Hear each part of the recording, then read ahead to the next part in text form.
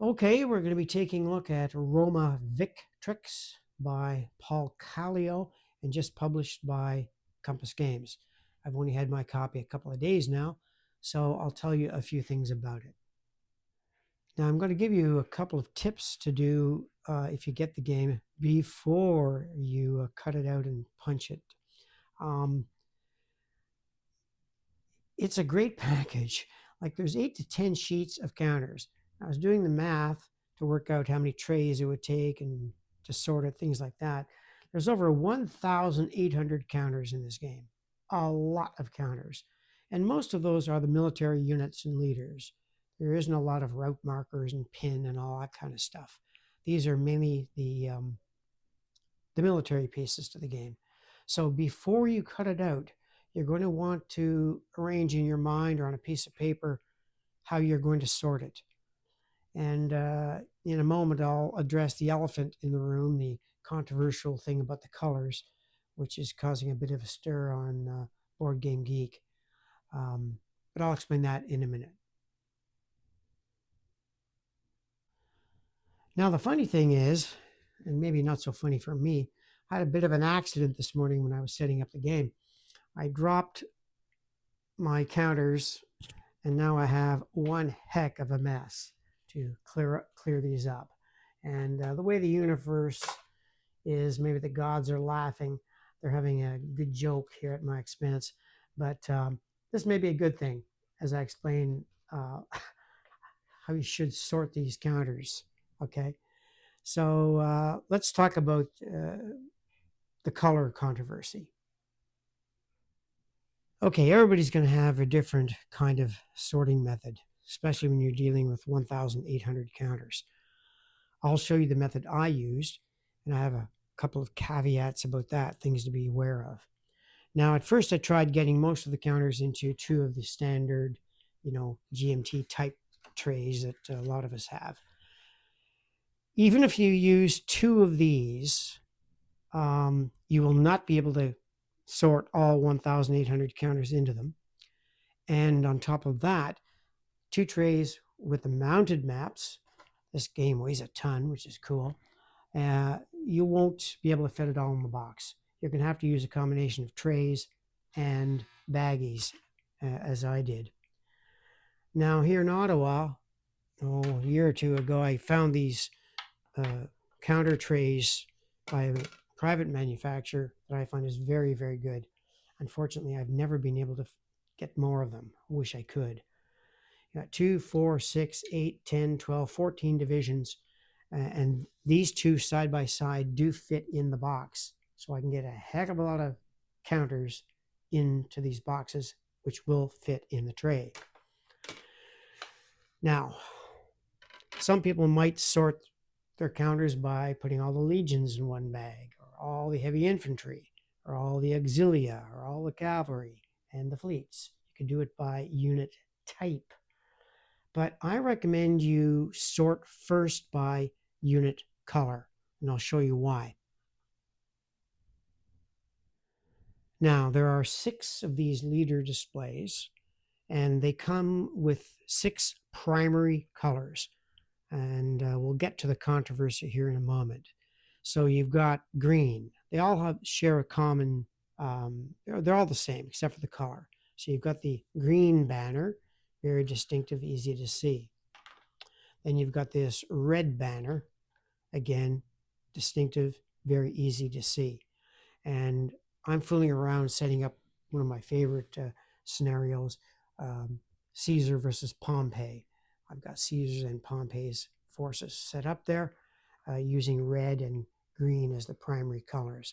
So if you're playing 2 players and using red or green, there's just no problem at all.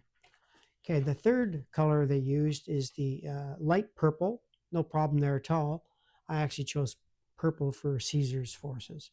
So those 3 colors, really no difficulty. Even the fourth, which I'm going to call here, well, I guess rust colored. You can sort of tell them, a little bit of green in there, but they're kind of rust colored. So I had no trouble with these 4 colors. Where they got into a little bit of problem is with the dark purple. You may remember the first one I showed you was this second one, this light purple. Well, that isn't a problem when you've got these large cards. But when you've got a small counter with a very small banner, the two purples, very difficult to see them, to separate them. Then you've got this black color. Now, it's not fair to look at these large charts and say, well, then what's the problem? Well, here's what I'll show you. Okay, we're looking at the two colors I chose for the Caesar and Pompey scenario. I chose the light purple for Caesar's forces and green for Pompey. No problem distinguishing them at all. And I chose as a client kingdom Egypt, this kind of rust-colored counter. Again, no real problem. Had there been a fourth player, maybe one of the other client kingdoms, you could choose this red Legion, and again, there isn't a lot of problems seeing it. The problem here is with two of the colors. They chose a dark purple, and here, zooming in real close with the very bright LED lights, you can sort of see the problem. These are very similar. After a while, these almost look black to me sometimes, but that's dark purple. And then when you get this official black or dark navy blue, there can be problems. Now, you're playing with up to 4 players, no problem at all. But how many times am I going to get 6 players together? I don't know. And I will say that once you get the counters on the board and put these colors that are difficult to see at the extreme edges of the boards, I don't see a problem. But my last word on this is the color for the banners is not a deal breaker for me. Not the same as Imperium Romanum 3, where that really was a deal breaker. There they went with solid white counters with no distinguishing marks to distinguish legions, which was a big fail on their part.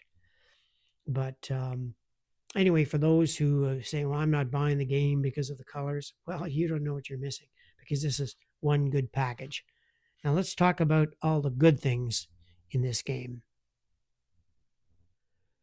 Now, we've seen many games on the entire Roman Empire, and the board quality is varied greatly. This one is a rather plain board, but very, very functional. All the provinces are clearly delineated, and their tax values are there too. So that's not a problem. All of the provinces have their own cards, which is really nice. A lot of cards there. And that's very nice, a nice feature of the game. You can put your event card deck here, and the discards there, sequence of play, an attrition table, and your game turn track here. So the board itself, in my opinion, is extremely functional. And the counter clutter isn't all that bad. And of course, if you use these cards that I showed you, your counter clutter can be really reduced. Just put your leader forces in these boxes here and put just the leader on. These stacks aren't that unwieldy, so I'll probably leave them the way they are. I'm not sure. I'm going to fool around with this Roman Civil War scenario. I'm itching to try some of the later scenarios too. And let's take a look at that scenario book. Now, the scenario book is really nice. The pages are not numbered, but there's 20 scenarios here, plus a variant of scenario 5. The oldest scenario takes place in about, 218 BC, which is the Second Punic War. That's the one with Hannibal.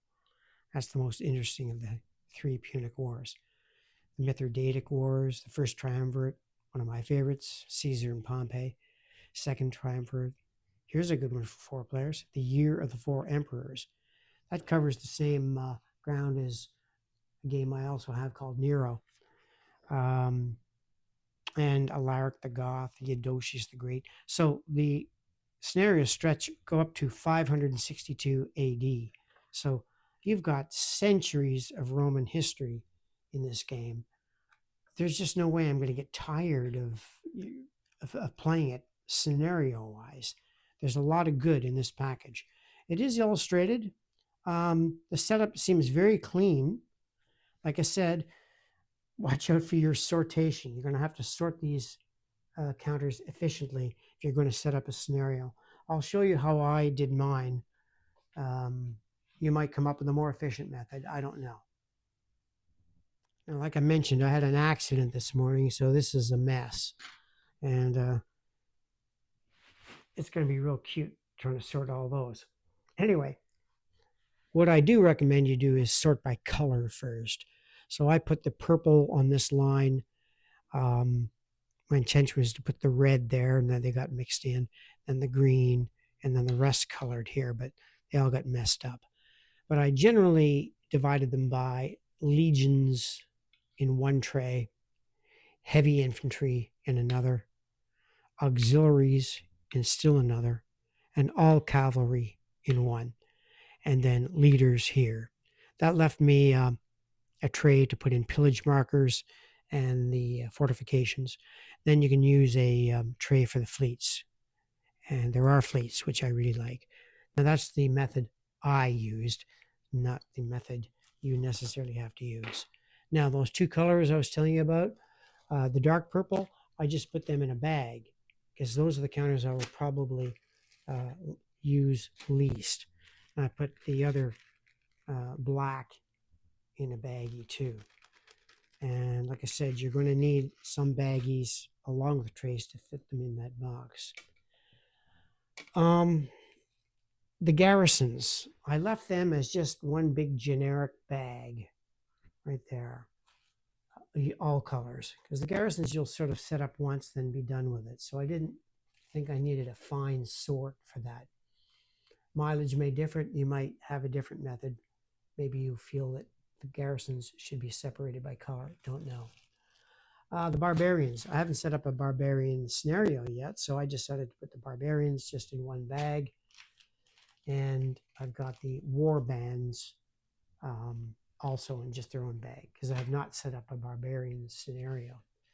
Got a little deck of event cards, which I'm looking forward to trying out. And I put the cities in their own bag too. Rules, I had no problem with them. They are about 50 pages. Thank God. There's a percentage table on the back. I'm not very good with math, so taking losses is handled there. You've got a miniature of the board itself. You want to do a color Xerox of that and use that for planning strategy. Don't know. There's a very detailed sample of play. And the rules are very clean. I had no problem with them. Now yet, I have not played a game, mind you, but they look very clean. A good table of contents too. I usually want a game to have a detailed index. I wish all games had indexes. We seem to be moving away from that, and I don't agree with that. I like a good index. But fortunately, this table of contents is fairly complete. Okay, well, how does it compare to other games? Well, for example, Conquest of the Empire. This is like an old friend. You can see my video on that. Probably want to do another video on this game too. Classic game. This one's a bit old now with the box. Beautiful plastic pieces, beautiful board. 6 players. I brought it to a convention and we had a ball with it. It's light. It's a light war game. All you have to do is fix up the catapult rule and you've got yourself just a fun game. Is it a historical simulation of the Roman Empire? Well, not really. You don't get named leaders and named legions. It's a very light war game. So Roma Victrix is more detailed than Conquest of the Empire. All right. So how does it compare to Al Nofi's magnum opus, Imperium Romanum 2? Well, any of you who've bought Imperium Romanum 2 or seen my videos on it, this is a study of the Roman Empire and is just a mine of information. There's what the board looks like. Very colorful, but I find the board to Roma Victrix just easier to use. This, it's a study. It's not really a game. But when the third edition came out, Imperium Romanum 3, I jumped at it. I like the subject, and this is a beautiful game. You should see my video on that. I will say one thing about it, though. They made a bad mistake in this game that Roma Victrix managed to avoid. This is a beautiful game, Imperium Romanum. The third edition has got a huge map. It's just gorgeous. Again, it's a study. I'll never play this thing. I mean, who'd you teach it to? How am I ever going to get 6 guys, 4 guys, even 2 to play Imperium Romanum? I don't know. So it's one of those games I want to have it. I want to study it. I like looking at it, but I'll never play it. A mine of scenarios in this one too. But Roma Victrix is a more playable Imperium Romanum. But I was mentioning the counters. What was the pitfall that Imperium Romanum did? Well, what they did was just unforgivable. They made all the counters the same background color, all of them. Light infantry, heavy infantry, non-Roman, archers, foot archers. All the counters are the same color, except the control markers were colored. Like the counters should have been. Imperium Romanum 2 had different colored counters. You need that in a game this complex. So I've seen people use bingo chips of different colors to distinguish the sides, that kind of thing. But that's not fair to Roma Victrix. I'm not trying to say Roma Victrix has that problem. It does not have that problem. As I showed when we looked at the counters, they've handled it by putting the legionary banners in different colors. And I'll zoom in on the map now so you'll get a chance to see what the counters look like on the map. Now, a video sometimes gives you a false impression, but this is what the counters look like when they're on the board. And I've got them in small stacks. Now, when you've got a game that's covering, 4, 5, 6 centuries of history, you're not going to have named leaders, especially when you got to cover scenarios from BC to AD. So, for example, Caesar, I've got him here at Cisalpina. He's distinguishable because, he's a 4 leader. Immediately, hey, that's Caesar. And you've got Pompey down here in Apulia in a large stack. He's a 3 leader. Caesar's rated a 4. Now, I've not completed all the rules sets either, but I've got a good handle on how the game plays, and I'm going to try it this afternoon. So I'm quite anxious to get at it. Again, I really can't comment on gameplay, but there's a lot of good things in this game. Like I said, there's a lot of good things in this game. And comparing it to other Roman games, this holds up very well. I think the designer has done a very good job in his research, and well done, I say. It reminds me of the GMT game Time of Crisis, but I like this game better. I ultimately didn't keep Time of Crisis. I don't know, I wanted to like that game, but I just found it kind of dull. But this one is giving me lots of scope. There's so many scenarios here. I don't think I'm going to get tired of this thing anytime soon. I'm anxious to play it with an opponent. Certainly would be fun to play 4 players. Maybe I'll bring this to our convention in the spring here, see if we can stir some interest in it. So that's all I have to say about Roma Victrix. In my opinion, it's all good. Yeah, what else can I say? I think it's a good game. I'm not sorry about it. And like I said, I was so surprised when it arrived. The thing weighed a ton. And when I saw like the 8 to 10 counter sheets, I went, whoa, I'm going to have fun sorting. So I'll sign off for now. I guess I'll sit down here and watch an Ancients movie on my iPad while I sort through this mess that I created. The company didn't create it, I created it because I dropped the counters. So anyway, that's it for Roma Victrix, and thank you for watching.